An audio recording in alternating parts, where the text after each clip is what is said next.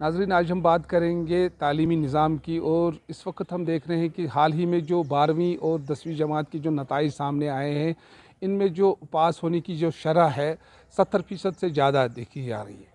पहले ये शरह काफ़ी कम देखने को मिल रही थी, तो अब शरह जो है पास होने की शरह ये काफ़ी बढ़ रही है। और साथ साथ में हम ये देख रहे हैं कि जो लड़कियों की जो तादाद है इसमें अच्छे नंबरात लाने में या अव्वल पोजीशन हासिल करने में, उसमें लड़कियों की खासी अच्छी तादाद है। तो हमारे साथ इस वक्त मौजूद है माहिर तालीम फ़ारूक अहमद मीर साहब। तो इनसे जानेंगे कि आजकल के इस तालीमी निज़ाम फ़ारूक कि एनईपी जो रिसेंटली जो एनईपी राइज होगी, अभी उसको पूरी तरह से इम्प्लीमेंट होने में थोड़ा टाइम लगेगा।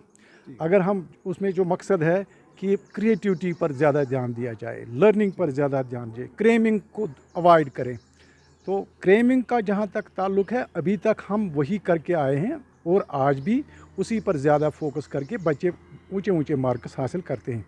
लेकिन उम्मीद ये है कि अभी जो रिसेंटली एनईपी इंट्रोड्यूस हो गई है, मैंने पहले भी कहा कि अभी उसका इंट्रोडक्शन अभी जल्दी हुआ है, रिसेंटली हुआ है, तो इसमें थोड़ा टाइम लगेगा।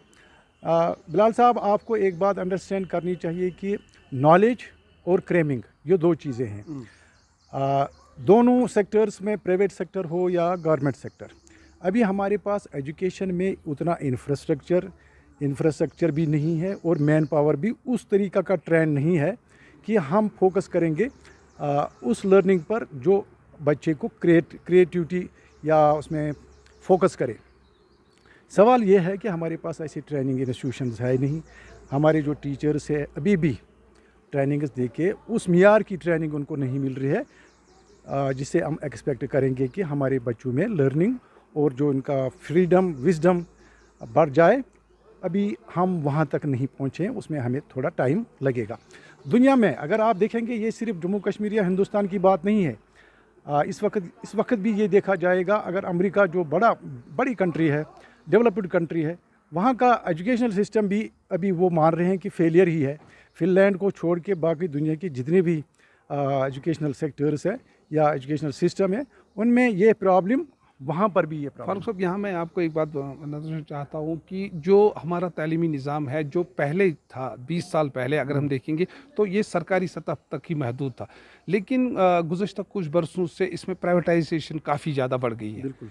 तो उस वजह से क्या वो भी मानेंगे हम कि इस वक्त तालीम का जो शरह है, पास होने की शरह जो उसमें बेहतरी आई है? हाँ बिल्कुल। एक चीज़ मैं आपको क्लियर कहूँ कि पहले स्कूल्स कम थे, बच्चे स्कूल मतलब लिमिटेड स्कूल जाते थे बच्चे। अब चूँकि प्राइवेट स्कूलों का एक बड़ा जाल है, सरकारी स्कूल भी है, तो एक्सेस जो है एजुकेशन को, जो एक्सेस होनी चाहिए आवाम को, वो डोर स्टेप पर है। इससे क्या हुआ कि बच्चों का एनरोलमेंट बढ़ गया, और एनरोलमेंट बढ़ने से और फैसिलिटी जो अभी मतलब बच्चों ने नेट है, इंटरनेट के ज़रिए से या बाकी जो मीडिया है वहाँ से, सोशल मीडिया है, वहाँ से भी बच्चे पढ़ते हैं, डिफरेंट मीडिया से पढ़ते हैं। और उनके जो टीचर्स है, वर्ल्ड रिनाउंड टीचर्स अवेलेबल है मोबाइल पर ही या जो इनके सिस्टम है। तो इससे लगता है कि पास परसेंटेज बढ़ गई है और नंबरात की परसेंटेज भी बढ़ गई है। लेकिन जो लर्निंग है, जैसे हमारा बच्चा कोई क्रिएशन नहीं करता है। आप देखिए कि अगर हम जापान में जाएंगे, वहाँ के बच्चे वो क्रिएट करके ईजाद करते हैं। हमारे बच्चे ऐसा नहीं करते हैं। हमारे बच्चों को कॉम्पिटिटिव एग्ज़ाम पास करने के लिए भी वो स्ट्रगल करते हैं। आपने देखा होगा कि यहाँ पर जो मेन फोकस है नीट JEE पर, इसमें हमारे बच्चे हज़ारों की तादाद में, लाखों की तादाद में अपीयर होते हैं, लेकिन वो सैकड़ों की तादाद में वहाँ सिलेक्शन होती है। हमारा जो इस पर इंफ्रास्ट्रक्चर पर और फ़ी के ज़रिए जितना इन्वेस्टमेंट इस पर होता है, ये काफ़ी महंगा सोसाइटी को पड़ता है। मैं इस तरह आपको समझाऊंगा, जहाँ कश्मीर में हमने देखा कि हर साल कोई 1 लाख बच्चा तैयारी करता है, उसको हर एक को 1-1 लाख रुपया खर्चा होता है, 3-4 महीने 5 महीने जो वो ट्रेनिंग हासिल करते हैं। इसके बाद 20-30-40 बच्चे इसमें सिलेक्शन हासिल करते हैं। बाकी बच्चे तो एक नुकसान है, हमारे लिए, कौम के लिए भी नुकसान है।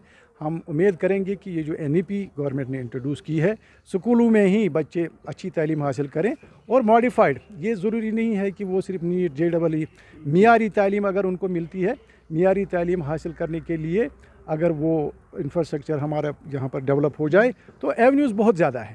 فاروق احمد میر صاحب ماہر تعلیم، جن کا یہ ماننا ہے کہ نیشنل ایجوکیشن پالیسی جو اس کو امپلیمنٹ کرنے کی ضرورت ہے، اور خالی نیٹ اور JEE کی طرف بچوں کو نہیں جانا ہے، باقی بھی آپشن ہے جو تعلیمی معیار کو بہتر بنانے کی بھی یہاں ضرورت ہے. بلال خان، نیوز 18، پلوامہ.